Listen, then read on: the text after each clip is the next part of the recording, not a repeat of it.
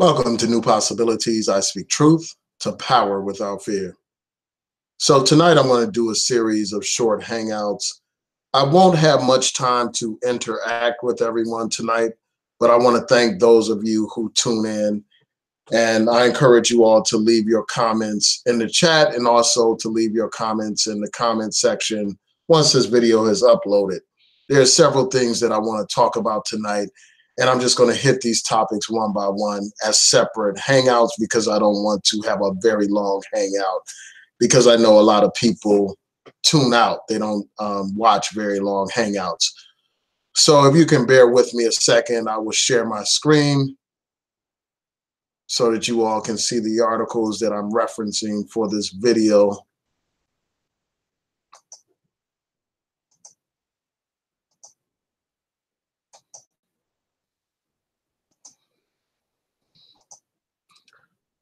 So today, Representative Steve King was removed from all House committees over some racist statements that he made. Now, basically, this is what he said that caused so much controversy. He said white nationalists, white supremacists, Western civilization. How did that language become offensive? So this guy basically is saying that there's nothing wrong with being a white supremacist. There's nothing wrong with being a white nationalist. There's nothing wrong with those terms, and nobody should be offended by those terms. And in response to this, people have been calling for him to be sanctioned, to be censored by the House. And also there are lesser steps that may be taken as well. But for now, he's been removed from all his committees. He was a member of the Judiciary Committee, the Agricultural Committee, and the Small Businesses Committee. Now, it's important to point out that this is not this man's first time making racist statements. I'm going to show you another article that outlines some of the other racist things that he has said. And then I'm going to continue with another article from Tim Scott. And then I'll provide further commentary. So basically, in the past, this man basically asked, what are these contributions that have been made by other categories of people? Basically, he's talking about non-white people. He's saying, what have their contributions been to humanity? And then also this man has made disparaging remarks about diversity. He's talked about how, he basically asked, what does it bring that we don't have that's worth the price? This is what he had to say about diversity.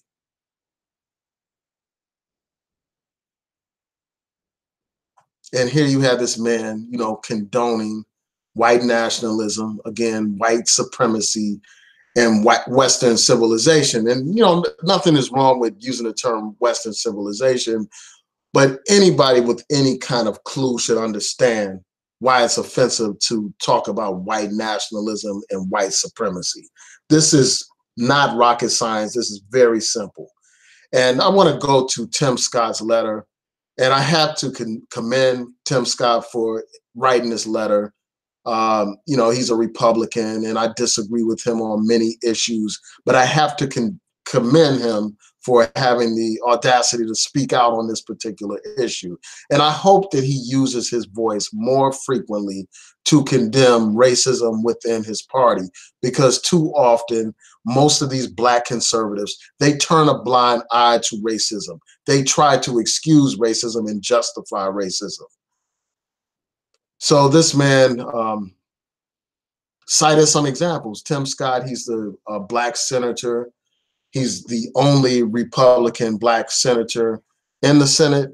And he basically talked about how obviously white supremacy is offensive. The terminology is offensive.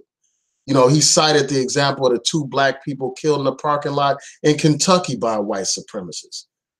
So obviously white supremacy is a problem. Obviously it should be something that's viewed as offensive. So you got the situation where not too long ago, 2 innocent Black people minding their own business were shot and killed in Kentucky in a parking lot. And if I recall correctly, it was at a Kroger grocery store.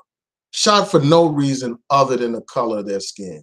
We saw what happened in Charlottesville, as Tim Scott points out in this letter, in this article, rather. You know, he talked about Charlottesville, how white nationalists killed a woman in Charlottesville. You know, this one white nationalist used his car to ram a crowd of people, injuring several people and killing a white woman who was a progressive, who was fighting against racism. Also, you had the situation where one of these white supremacists fired a gun into a crowd during that Charlottesville hate rally.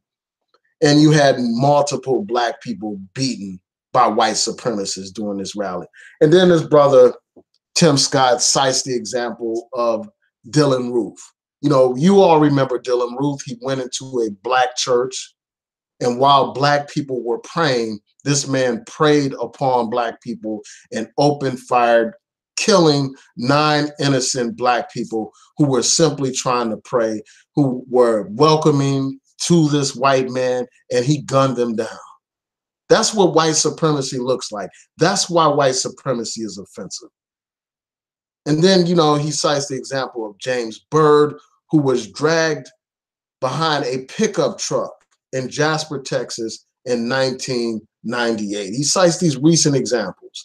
And there are more examples of racism, you know, white supremacy every day in recent history. And we understand the past history.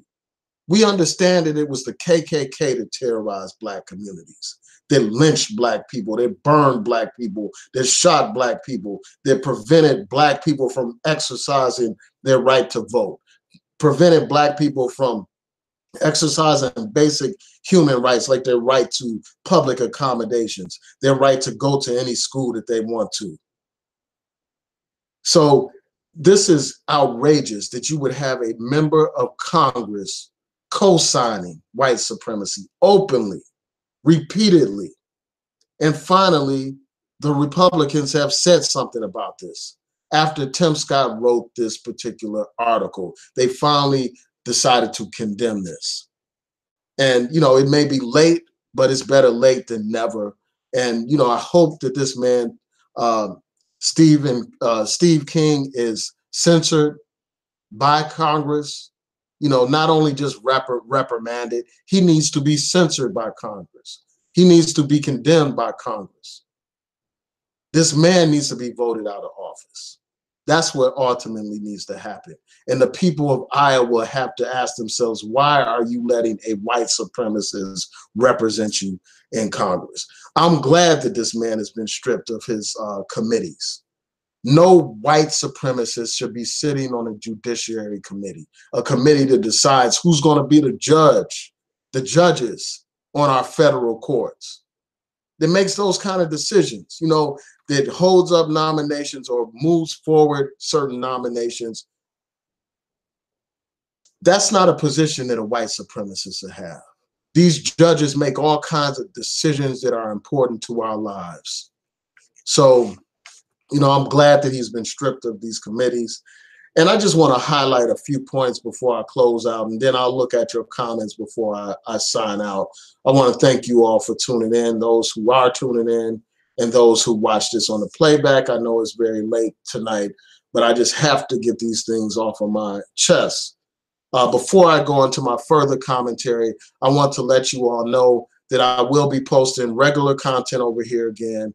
You know, I plan to post, I want to try to post daily, and I want to have Google Hangouts on Mondays at 8 p.m. Eastern Standard Time. So you all look out for those. I want to try to limit the Google Hangouts to 1 hour each and cover just the news of the day. Now, I want to get into my further commentary. This situation is just a reminder of just how important elections are. It tells us that these people in power matter. They have influence over our lives. You know, you have the same people that criticized this guy, Steve King. These are the same people, these same race hustlers who told you and me not to vote. But yet they want to act like they're so outraged by these statements. And I'm sure that a lot of these people that told you and me that our vote doesn't count, our vote doesn't matter, these are the same people that come with this fake outrage. If you are really outraged, then what you should have done is use your platform to encourage people to actually get out there and vote. Now, I know that in a place like Iowa, you have a predominantly white community, and it's unlikely that we would impact those elections in his particular jurisdiction. But at the same time, we're able to elect others who can make decisions, such as decisions to censor people like this, decisions to call for this man to be removed from these committees. So these elections matter. That's something that we cannot emphasize enough, just how important these elections actually are. Another point that I want to raise is this. Donald Trump was asked about this whole situation, about these racist statements that this representative, Steve King, has made, not only his recent statements, but his past statements. And this guy, Donald Trump, wants to pretend like he doesn't know what's going on. He wants to pretend like he's unaware of what's going on with this guy, Steve King, and his racist statements. I'm not surprised that this man would not have anything to say about this. This is, after all, a man who pretend like he didn't know who David Duke was. This is, after all, a man who refused to condemn David Duke. This is, after all, a man who described those white supremacists in Charlottesville as some very fine people. So I'm not surprised. This is a man who appointed a white supremacist to be his chief political strategist. So I'm not surprised that this man doesn't have anything to say. And there's another point that I have to address when it comes to this Republican Party and its racism. This guy, Tim Scott, and I want to go back to his article. I'm going to scroll through this article that he wrote. He basically said the reason why Republicans are viewed as racist is because they are silent about things like this. And I'm going to read his quote verbatim. He says, and some in the party wonder why Republicans are constantly accused of racism. It's because of our silence when things like this are said. And then he goes on. But I want to emphasize that it's bigger than that. It's not just about their silence. It's not just about their silence. Their silence speaks volumes in and of itself. The fact that they are silent to the fact that it's white supremacists that are in their party, that it's white supremacists that run under the GOP banner. It's white supremacists that were supporting Donald Trump, voting for Donald Trump, and celebrating Donald Trump's election with the Nazi salute. Yeah, they just ignore all that stuff. They are silent to that. But that's not the only reason why these people are racist or considered to be racist. The biggest reason why they are considered to be racist is because of their racist Southern strategy. And this guy, Steve King, represents that Southern strategy. He epitomizes the hate that is pervasive within that Republican Party, a party that openly pandered to white supremacists in the South in order to move them over to the Republican Party. That strategy has been laid out by Lee Atwater. He's explained it in full detail. For those of you who haven't seen it, I encourage you to just do a simple search on YouTube under, Lee Atwater and the Southern Strategy. And if I get a chance, I will post that video in the description box. It talked about how the Republican Party deliberately pandered to these white supremacists. It is not a coincidence that the Republican Party supports voter suppression, supported the case of Holder, Shelby County versus Holder, where they gutted the Voting Rights Act. It's not a coincidence. It's the Republican Party in North Carolina that supported the most repressive and, backwards voter suppression laws in the country. And, they support voter suppression laws in Texas and elsewhere. It's not a coincidence. It's not a coincidence that they are the ones that are openly hostile to affirmative action. That's by design. It's not a coincidence that these white supremacists find points of agreement with this Republican Party because that party speaks to their hatred. It panders to their hatred, and that's why they supported Donald Trump. So these black conservatives have to ask themselves, how can you stay under a tent with these white supremacists and not speak out against them? At least this brother, Tim Scott, had the courage to speak out. Unlike, these people like this Anthony Brian Logan, a guy who makes excuses and rationalizes white supremacists, made excuses for white supremacists. A white supremacist who was saying that black people are less intelligent. You had this buck dancing shoe shine boy making excuses for these people. And that's common among these Republicans. In fact, a lot of these black Republicans serve as Negro mouthpieces for white supremacy. They serve as buffer Negroes for white supremacy. And we need to have more so-called conservatives actually have some balls and speak out against this injustice and racism within their own party. So I have to commend this brother for having a change of heart and finally realizing that racism is a problem in the Republican Party. So before I sign out, I'm going to see what you all have to say. Again, I want to thank you all for tuning in. And again, for those of you who are just tuning in, tonight I'm going to do several short live streams. There are several subjects that I want to talk about tonight. And it's just easier to do them live because they upload quicker. So I'm going to stop sharing my screen for a second. I'm going to see what you all are saying before I sign out of this live stream. And then I want you all to join me for some subsequent live streams that I'm going to do tonight. And these live streams are going to be on a wide range of subjects. I want to talk about that 51-year-old white man that knocked a black girl out. Talk about that outrageous stuff. I want to talk about, some other topics as well. Like I want to talk about this Nobel scientist by the name of James Watson, who was stripped of his titles for making racist remarks about black people. I want to talk about the situation involving the sister, hold on one second.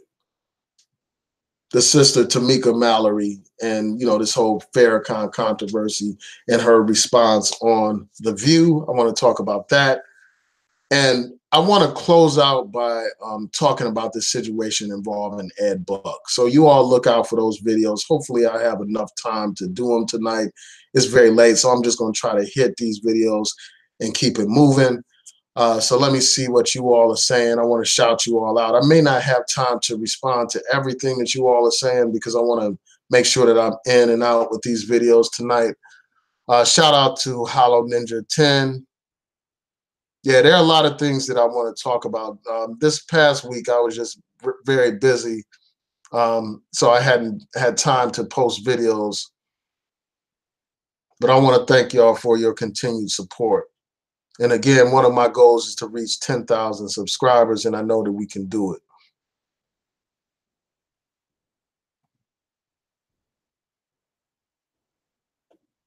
Yeah, so shout out to, again, Hollow Ninja 10. Shout out to Blessed One. Shout out to my man, Covina Man. Shout out to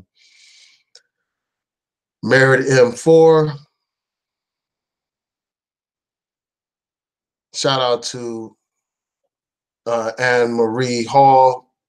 Thanks for tuning in.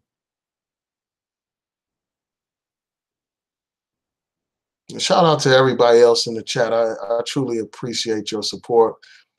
Shout out to FTW all day. Yeah, so I want to thank y'all for tuning in. I will be back up in a couple of minutes with my next live stream. It's going to be a short live stream. Hopefully people will be able to tune in tonight. If not tonight, hopefully you'll catch it on the playback. So with that, I'm going to say peace and blessings to each and every one of you. I appreciate your support. Subscribe to this channel, like this video, share this video, hit that notification bell so that you'll know when I post new content. Peace.